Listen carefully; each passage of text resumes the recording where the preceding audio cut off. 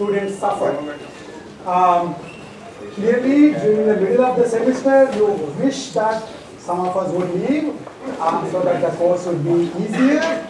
But just remember that if we actually were to leave, the trouble would be double.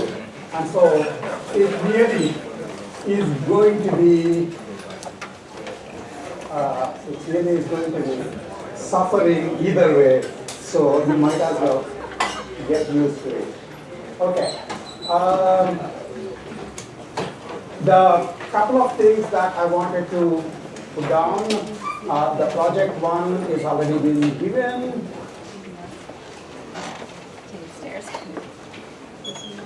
Assigned, I think already, unless you are following the discussion on Piazza, you would know that actually project one has been assigned and that some people already are done.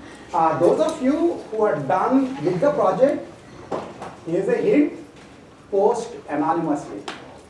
Because if your name is known, the rest of the class might take it out on you that you are done so early.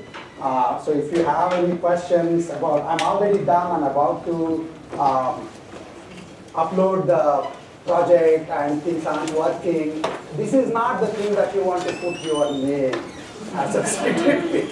Like, there is a way of posting anonymously where we will know your name, but the rest of the people who might be rather mad at people who get done early won't know your name. So it's just a useful thing to keep in mind. The other thing is somebody was asking if we will use, when we will have a Canvas setup.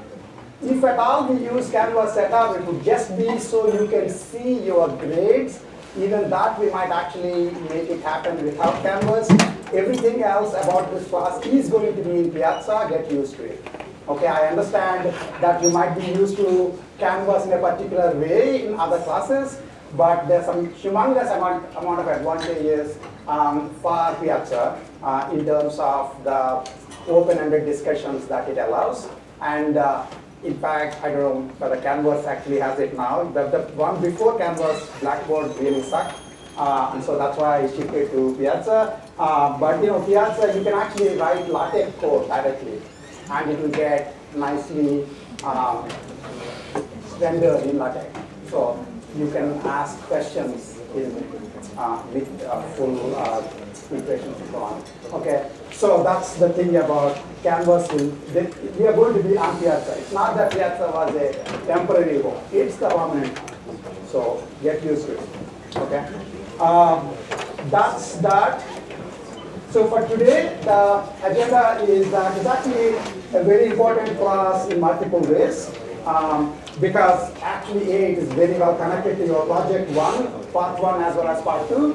And the second is because this is sort of gives you a sense of the kind of understanding that you will wind up needing as we go forward.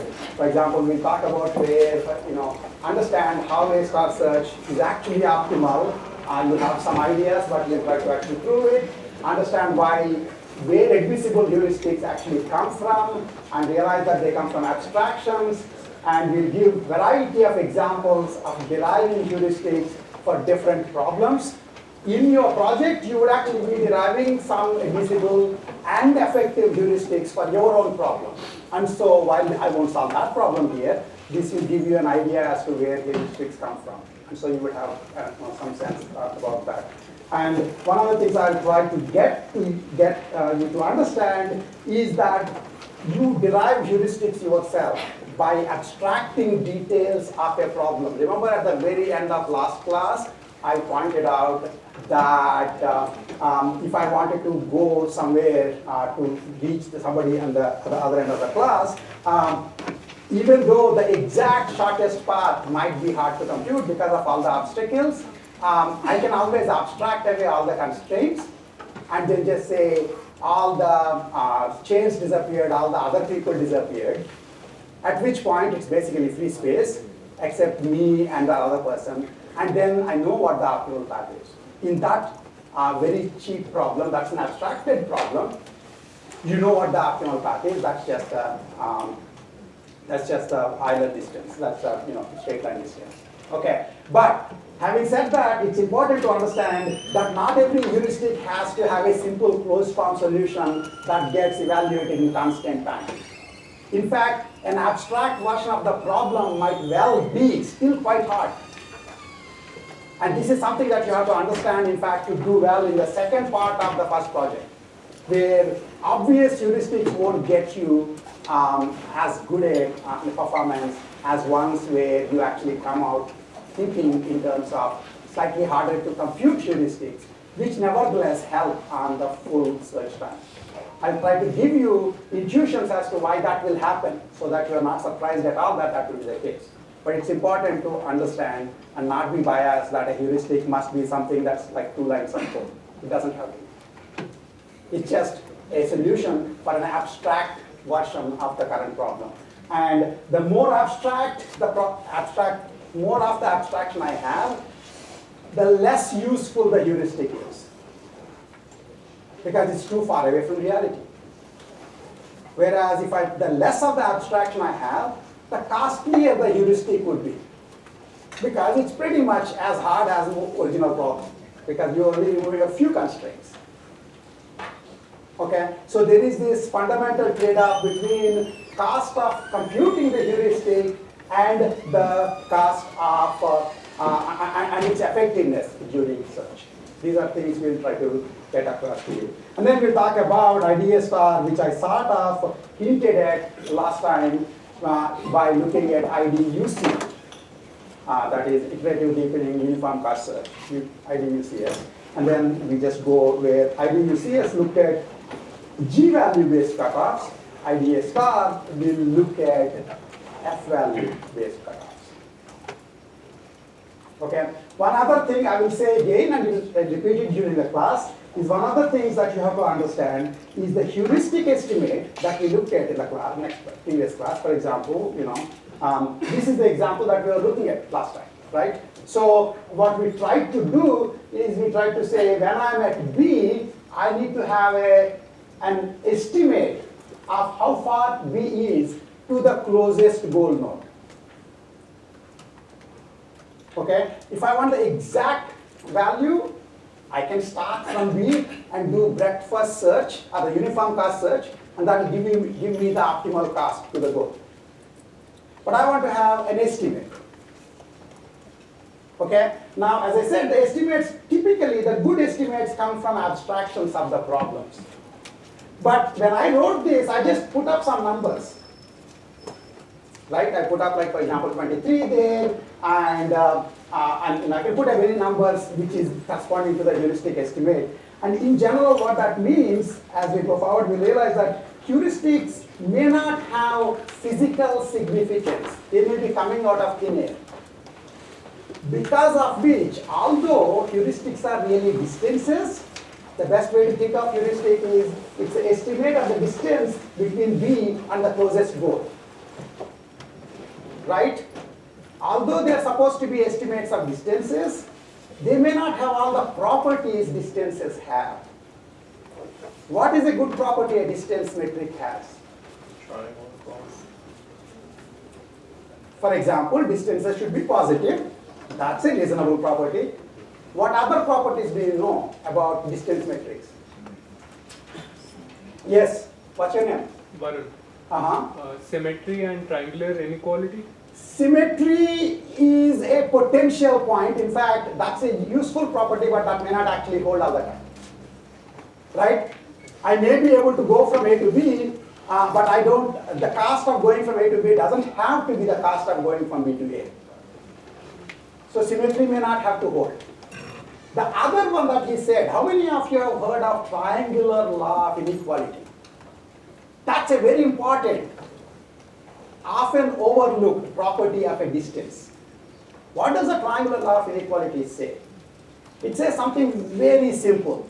In a triangle, if you add up the lengths of any two sides, that sum better be more than the third side. More than or equal to. When it is equal, it is a triangle which happens to be a straight line. When it is less, I don't know what the heck you're talking about. It's not a distance. So one worry is, if I'm making up heuristic numbers for each of these vertices, sometimes they may not actually satisfy triangle law of inequality. If they don't satisfy them, then the underlying search starts behaving funnily. It will still reach the optimum according to if the heuristic is admissible, but it would do unnecessary work. Which is why in the textbook that you read, we have this idea called path max correction. So if ever the heuristic happens not to be following triangle law of inequality, then it won't be consistent heuristic. And you can make it consistent by changing the estimates, because these are just estimates. You see what I'm saying? I'll repeat this, with respect to an important example, but it's useful to know these things. That's what we're going to do here. Remembering what we did last time, essentially, we know that there is an optimal cost of going from B to G. We could just call it H star of B, the perfect heuristic, the optimal cost of going from B to G. If you want to compute that, that'll be too costly. That's as costly as the original search. So it better be, you want to compute it cheaper. So instead you want to estimate that distance. The estimates can be wrong. The problem with estimates are that they could be wrong. They could be wrong in two different ways because these are real numbers. One is the estimate could be less than the real distance. The other is the estimate can be greater than the real distance. Okay? And it's very easy to understand that if you want the underlying search to reach optimal solution, you better stick to the below real value, below the perfect value, perfect heuristic value. And if you ever forget it, remember this simple intuition. Uniform cost search is guaranteed to be optimal, right? It's guaranteed to be optimal. It is actually using a heuristic. What is its heuristic? H of n equal to 0 for all n. Do you see what I'm saying? So it's just actually using h of n equal to 0 for all n. And that's what uniform cost search is. And that's guaranteed to be optimal. So that's your corner case. And the other corner case is actually estimating the cost of going from B to G to be way larger than h star of n. Give me a number that's way larger than h star of n. Come on, guys. Give me a number that is way larger than h star of n. You can't possibly come up with another number that's bigger. Infinity, come on, give me a break. Have you done calculus or something? Okay, so it's infinity. So imagine you give h of n to be infinity for all the nodes. That's the other corner case. What happens then? You would be the happiest guy.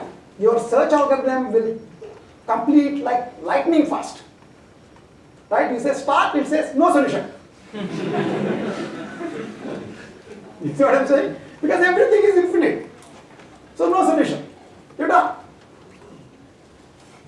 And clearly, you would be able to come up with examples where there are actually solutions and your algorithm is always going to say no solution. So forget about optimality, it's not even complete. Do you see what I'm saying? It's not even complete. Okay? Let me close this thing before I forget it.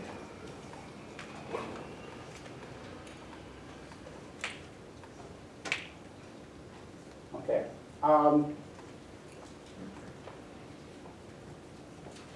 Okay. So, the property of a heuristic always being less than the optimal value, which you don't know what it is called the property of admissibility. And the beauty is that the admissibility property should hold for every possible node. So the heuristic would be considered admissible if at every search node, its estimate of cost to the closest goal is always a lower bound. It's not enough for it to be correct for a few and not correct for the others. Only if admissibility is a for all property. Every node, every search node, every stage of the search must have the heuristic value which is lower bound of the actual cost to go to the closest node. Okay? Only if that is true can you guarantee that A star search will be optimal. Okay? And if, for example, if this was like a normal search in the plane, with the kind of thing I was talking about, trying to reach somebody at the end of the room or something, then for example, you know that straight line distance is the lower bound. It's the shortest distance between any 2 points on the plane. How do you know that? Because Euler already proved that. Okay? In general, abstractions will have this property. Okay, and that's how we will get with these kinds of heuristics. Now here's the other interesting question. So you know that here is H star of n, let's say, and then we know that this side is a bad side, because if you go this side, no properties hold. You know that if you are less than H star of n, this is less than or equal to, this is greater than or equal to. On the less than or equal to side, clearly it is admissible. So then the question, of course, is if you get to have one H1 here and one H2 here, both of them are less than H star, which would be better? H2. Is H2 better because it will give a better optimal solution? Did you just hear what I said? Is H2 better because H2 will give a better optimal solution? That's a stupid question to ask. There is no better optimal solution. There is just optimal solution. You see what I'm saying? All the optimal solutions are equal cost. So clearly both H1 and H2 are going to give you the optimal cost. It's that H2 will get done faster. It takes less time. What does time mean in search? Number of nodes expanded. Number of nodes expanded. Let's get one more intuition straight. In fact, if you got H star, you have really rich uncle who gave you the H star for your problem. For every node, they gave you the actual distance to the goal. How many nodes do you think the search will expand in that case? It's the optimal solution. You have to still go to the optimal solution. Remember, you're in the root node. Somewhere here is the optimal solution, the actual solution node. I'm giving you H star. Remember, the only numbers we have was B, which is the branching factor, D, which is the depth. My question is, how many nodes in terms of B and D would you be expanding if I give you H star?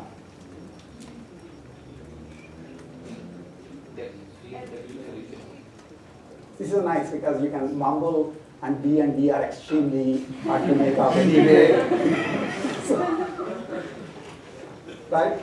D as in depth. Because H star will always tell you the right node to expand, the next node to expand, that node to expand until you reach the optimal goal. If the optimal goal is at depth D, then you would do exactly the expansions. That's the best. So A star search will do, in the best case, D number of expansions. How many expansions will it do in the worst case?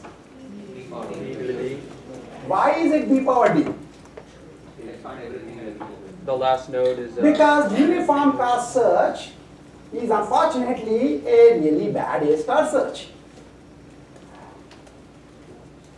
And now you forget how to get some properties of A star search. Remember that uniform cost search is the black sheep of the family. Okay? And it is basically H equal to 0. And you know uniform cost search is blind search. And it does B power D expansions. So A star goes somewhere between b power d to d nodes of expansion, depending on how good your heuristic is. In particular, you will see later on that if your heuristic is, is bounded by at most being like epsilon away, epsilon times away from the optimal distance, then it will do b power epsilon d. So it's still exponential, it's just a smaller exponent. Okay? Epsilon will become 0 only when, in fact, you would wind up having a perfect solution, at which point you just basically get the expansions. Is this all clear? This is a star search. I just used one slide and I hope you got it down. There's really no magic. You obviously have to be less than, because if it's greater than, remember if you're allowed to be greater than, you put infinity and then you will be incomplete. Forget about optimality, you'll be incomplete. You see what I'm saying?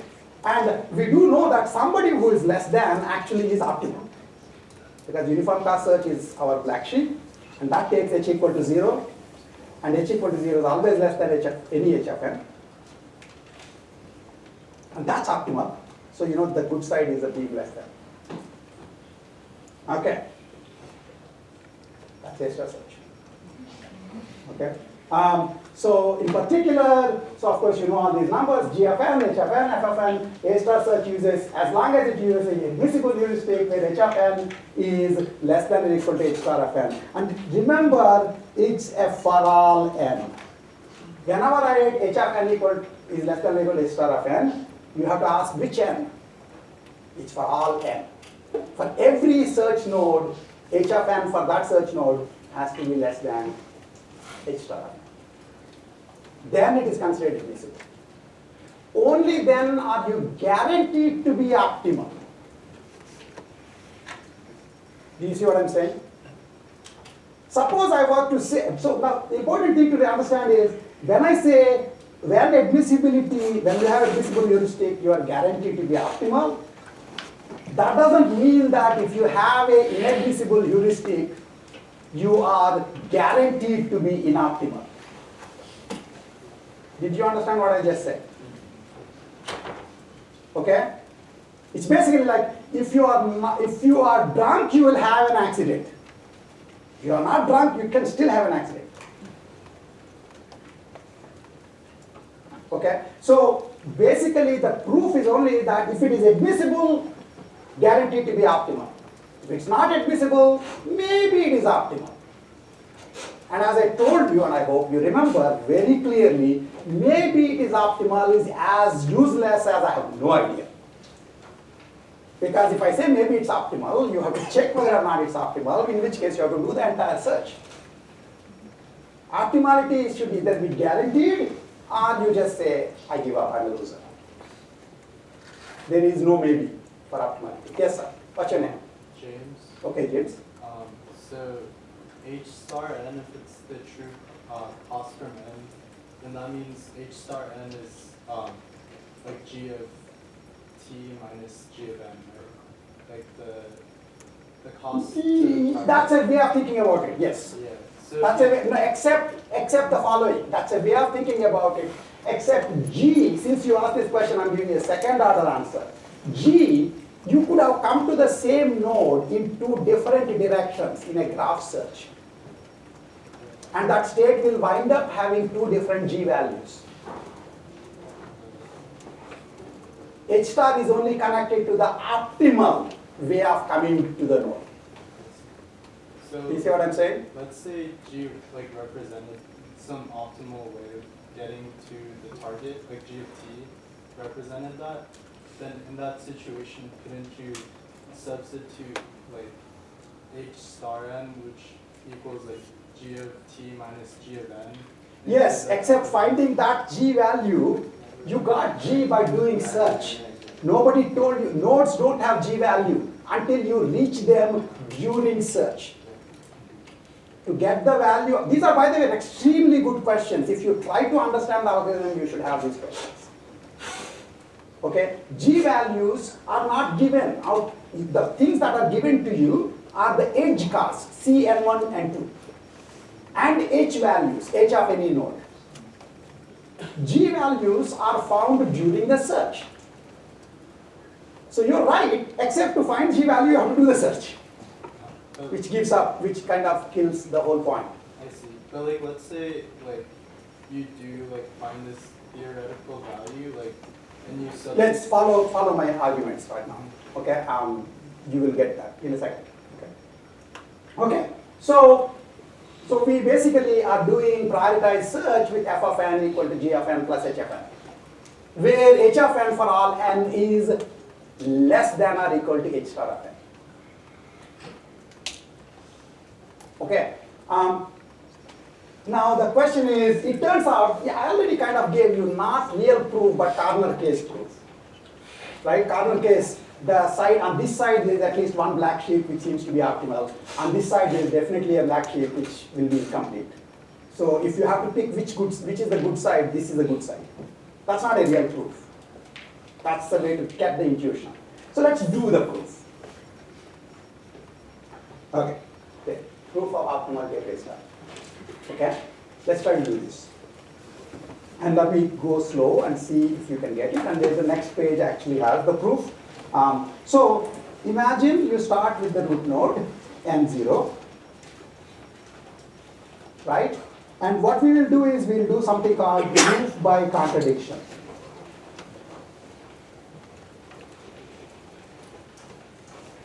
Okay? And so what I'll do is n0, and at some point of time, at the search node, there is a search node n that the search algorithm picked up for expansion, and its goal test said, hey, n is a goal. And so it stopped. And it said, this path, n0 to n, is the optimal path. And n is the optimal goal. Okay?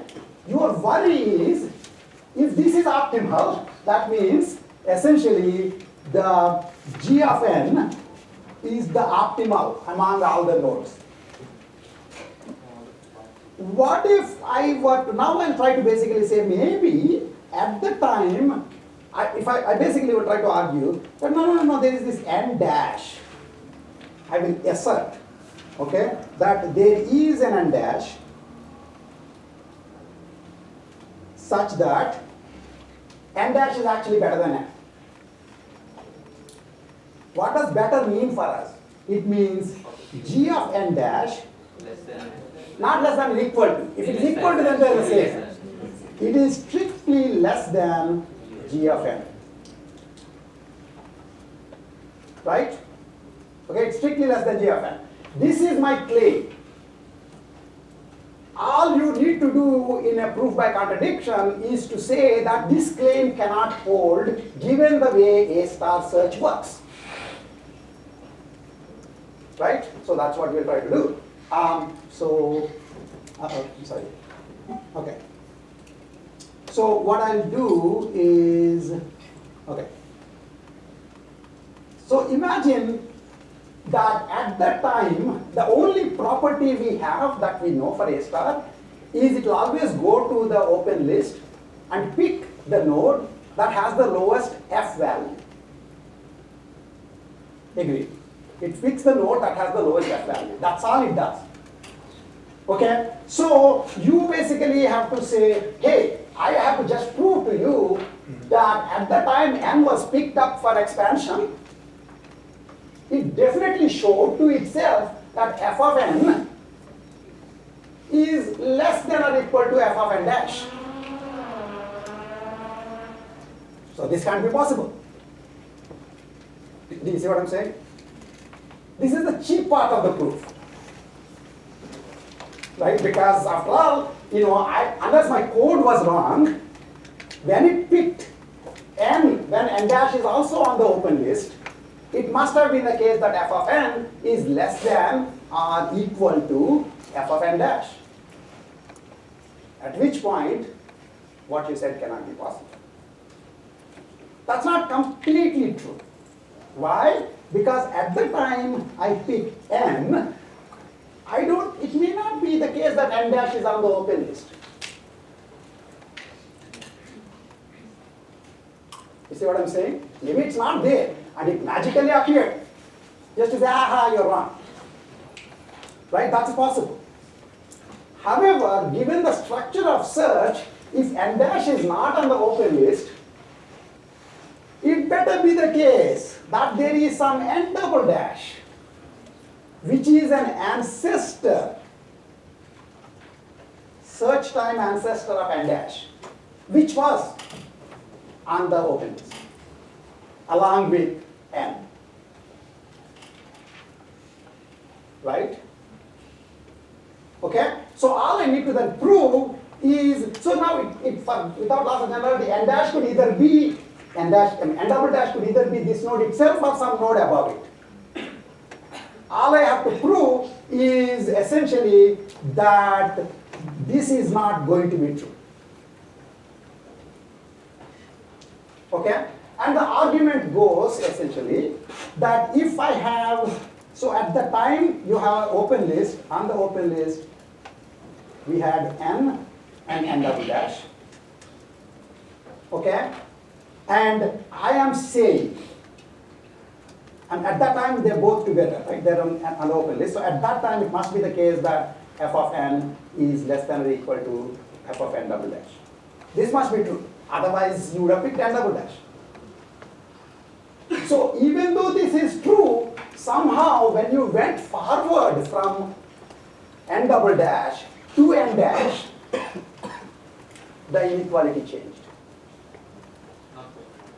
You see what I'm saying? So what we are saying is n, the complete path to the node n, complete path to the node n, where node n is a goal node, remember, because that's the thing. Complete path to the node n. So a goal that you have on hand was already lower cost than a partial path. How can a partial path, which is worse now, become better than what you currently have as goal? For that to happen, in the case of uniform cost search, by the way, the same exact proof holds for uniform cost search versus A star search. Instead of F, you will be talking in terms of just G values for uniform cost search. In the uniform cost search, our argument would be, hey, look, edges are never negative. So if your partial path cost is already more than somebody's real goal cost, then you are a loser. You will never get better than the other guy. Yes? That's the proof of optimality of uniform cost search. That won't be enough for A star. Because what you are looking at is essentially you only know that Fn double dash is higher than f of n. That doesn't necessarily mean that Gn double dash is already higher than